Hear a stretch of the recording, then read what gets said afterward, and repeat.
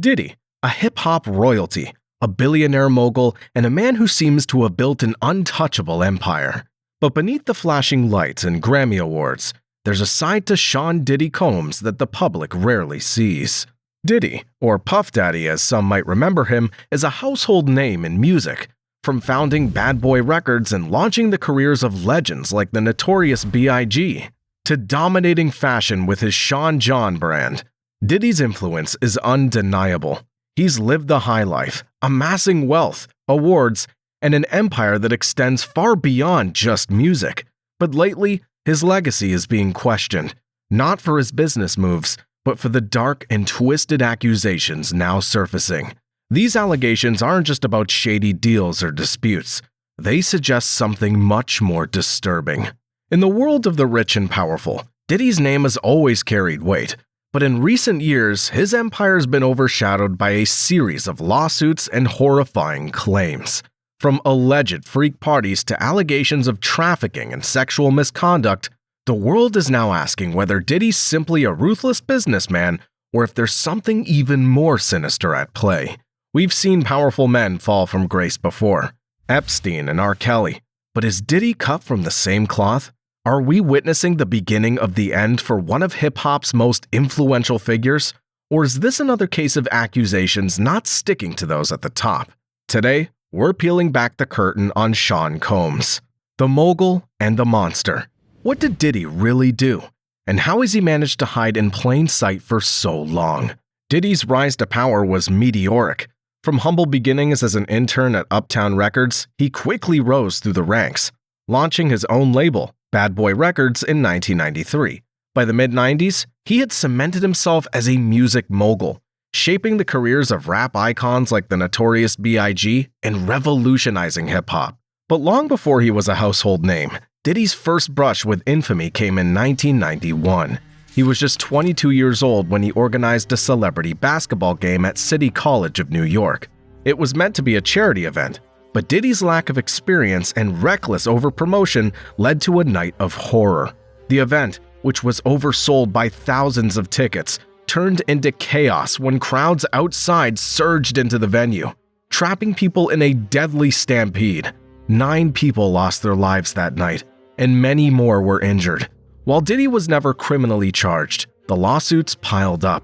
Families of the victims blamed Diddy for his failure to secure the event properly and for prioritizing profits over safety. The media buzzed, but Diddy's career was just beginning. He managed to brush off the controversy, but for those who paid attention, this event foreshadowed a pattern of negligence and indifference to human lives that would resurface in far more disturbing ways later. As Diddy's fame grew, so did the incidents of violence and controversy surrounding him. In the mid-90s, he found himself involved in numerous altercations and legal disputes. His volatile behavior started showing itself, whether it was a public assault on music executive Steve Stout after a disagreement about a music video, or his rumored involvement in violent feuds with rivals like Suge Knight's Death Row Records. Diddy's public persona, polished, charismatic, and entrepreneurial, masked a more chaotic reality behind the scenes. Those close to him whispered about his controlling nature, his quick temper, and his willingness to use violence or intimidation to get what he wanted.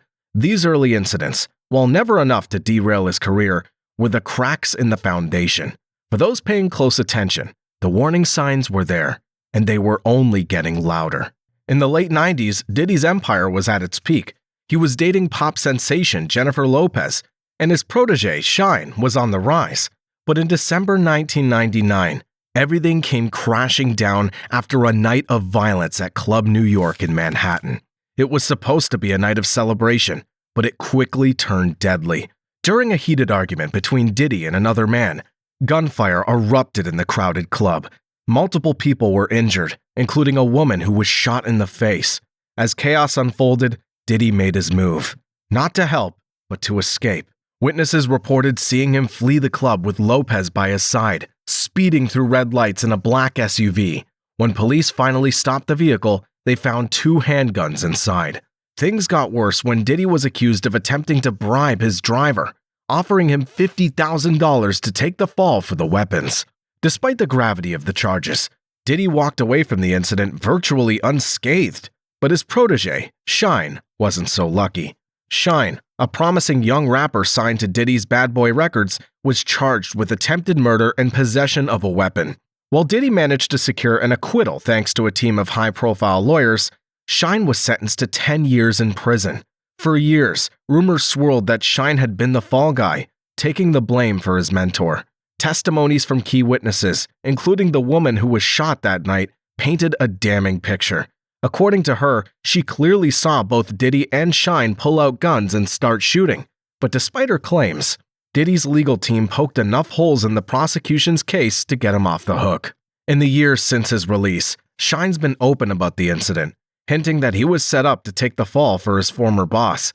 He's repeatedly referred to himself as the fall guy, a pawn in Diddy's game of wealth and power.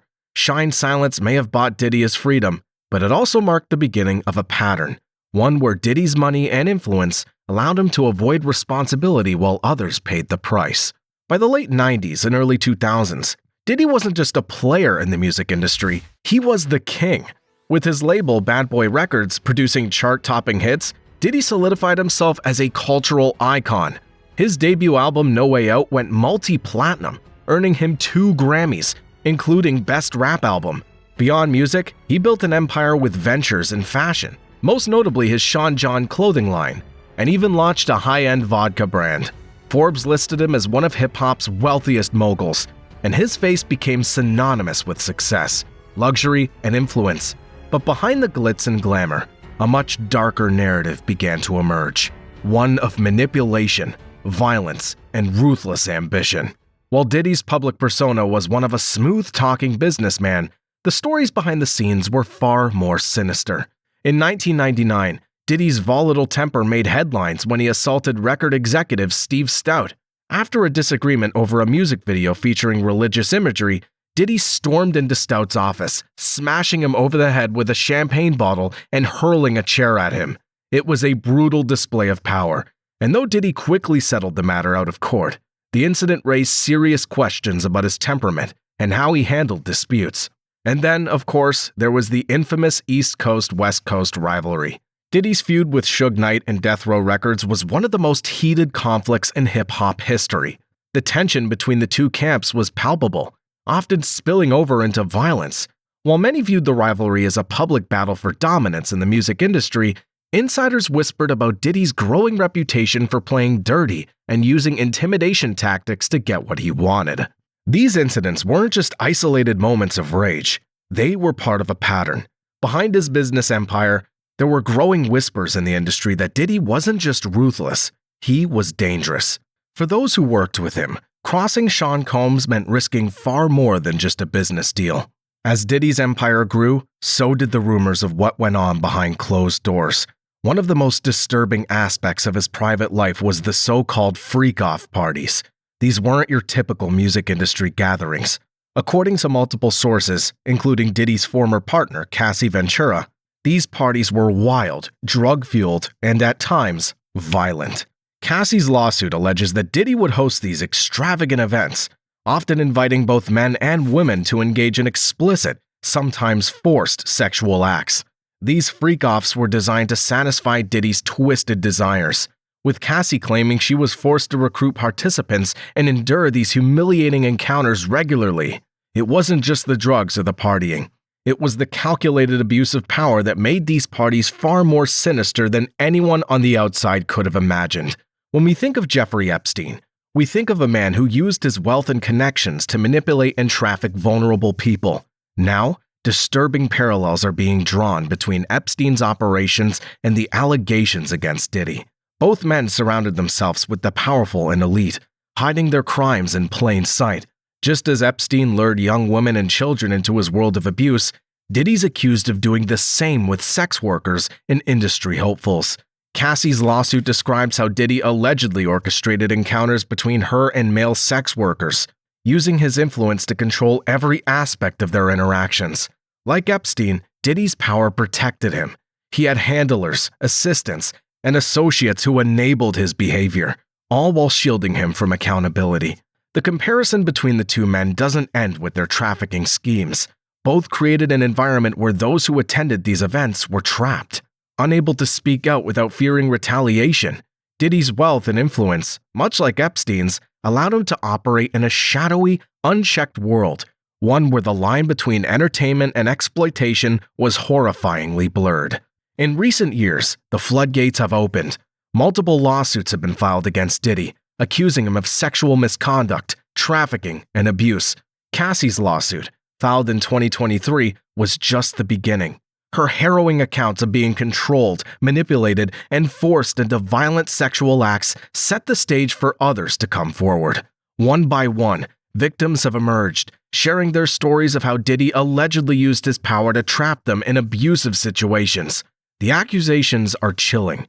Women being drugged, coerced, and raped at his infamous parties, with Diddy orchestrating everything from behind the scenes. These claims aren't just shocking. They align with the rumors that have followed Diddy for decades. Whispers about his predatory behavior have circulated within the industry, but few dared to challenge him publicly. Now, as more victims speak out, a clearer picture is emerging. Diddy's alleged actions go far beyond the reckless behavior of a celebrity. This is calculated, premeditated abuse. And much like Epstein, the key question now is whether the walls of protection around him are finally starting to crumble.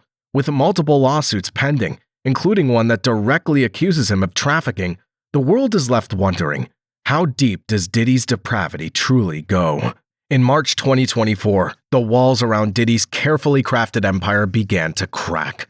Homeland Security, armed with search warrants, raided 2 of his properties, including his multi-million-dollar mansion in Beverly Hills. The raid, which took place in the early morning hours, was part of a larger investigation into allegations of sex trafficking and organized crime. Agents confiscated electronic devices, hard drives, and documents, evidence that could potentially reveal the extent of Diddy's illegal activities. While the details of what was found remained sealed, sources close to the investigation suggest that federal authorities are building a case that goes far beyond the individual lawsuits. It's not just about parties or misconduct anymore. This is about a potential criminal enterprise operating under the guise of a music empire. At the heart of these growing legal challenges is a RICO lawsuit filed by Lil Rod, a former associate of Diddy. The lawsuit accuses Diddy of running what amounts to a criminal syndicate, a network of drug trafficking, sexual exploitation, and violence, all protected by his immense wealth and influence. According to the suit, Diddy didn't act alone. He allegedly used enforcers, including members of his staff, to carry out and cover up his illicit activities. The RICO charges are significant because they suggest that this isn't just about isolated incidents. It points to a long-running, organized system of crime. If proven, this case could bring down not just Diddy's career, but his entire empire, marking a catastrophic end for one of hip-hop's most powerful figures. For years, Diddy's power within the music industry was absolute, but with that power came a culture of fear that silenced many who may have witnessed or suspected his troubling behavior. Behind the glamorous facade, the industry protected its own, especially someone as influential as Diddy. Artists, executives, and even employees knew that speaking out could mean career suicide. Diddy wasn't just a record executive, he was a gatekeeper to fame and fortune. Those who dared to question him often found themselves blacklisted or worse. This fear kept the truth hidden for decades, as those in the know chose silence over risking everything. And so, the cycle of abuse, manipulation, and control continued unchecked. Even some of the biggest names in entertainment have seemed uncomfortable when discussing their experiences with Diddy. Take Usher, who, as a young teenager, lived with Diddy. In interviews, he's hinted at being exposed to an inappropriate lifestyle during his time under Diddy's wing. Then there's Justin Bieber, who spent time with Diddy as a young star. Videos of their interactions have resurfaced, raising eyebrows due to Bieber's visibly awkward and uneasy demeanor. Both Usher and Bieber, while never explicitly accusing Diddy of wrongdoing, have shared moments that paint a troubling picture of their time with him. These moments serve as glimpses into the darker world behind Diddy's public persona, where even those closest to him seem to feel the weight of his control. As of now, Diddy faces multiple lawsuits, each more damning than the last. From sexual misconduct to allegations of human trafficking, the charges against him paint a harrowing picture of a man who used his power to manipulate and control. With Homeland Security involved in the RICO lawsuit accusing him of running a criminal enterprise, Diddy's legal troubles are far from over. Criminal charges may soon follow, depending on the evidence gathered in the federal investigation. What once seemed like a few isolated accusations has now snowballed into a full-blown legal battle that could bring Diddy's empire crashing down. In the wake of movements like #MeToo, the music industry can no longer turn a blind eye to the abuses of its most powerful figures. Diddy's fall from grace feels eerily similar to the downfall of other once untouchable men like Harvey Weinstein and Jeffrey Epstein. Public pressure is mounting, and the industry will have to reckon with how it enabled Diddy for so long. As more victims come forward, we may see not only the collapse of Diddy's legacy, but a larger conversation about accountability in the world of music. A world where silence and complicity have allowed predators to thrive for far too long. Diddy's journey from a young hustler in Harlem to a global music mogul is nothing short of legendary. He shaped hip-hop culture, launched iconic artists, and became a symbol of success for millions. But as the years passed, darker stories began to surface. Stories of violence, manipulation, and exploitation. What was once whispered in industry circles has now come to light through a wave of lawsuits and shocking allegations. Diddy's empire, built on talent and ambition, is now crumbling under the weight of these disturbing claims. From freak parties to trafficking accusations, the image of Sean Diddy Combs has been forever tarnished. His rise to fame may have been meteoric, but the legacy he leaves behind is no longer defined by his music, but by the very real human costs of his power and control. So, what do you think? Are we witnessing the unraveling of yet another powerful figure who abused his position for far too long? Or is this simply the downfall of a man whose empire got too big too fast? Is Diddy the Epstein of hip-hop? A man who manipulated and destroyed lives for his own gain? Or is there more to this story that we've yet to uncover? Let us know in the comments your thoughts, your reactions, and where you think this case will go from here. This is far from over, and the truth is only beginning to unfold.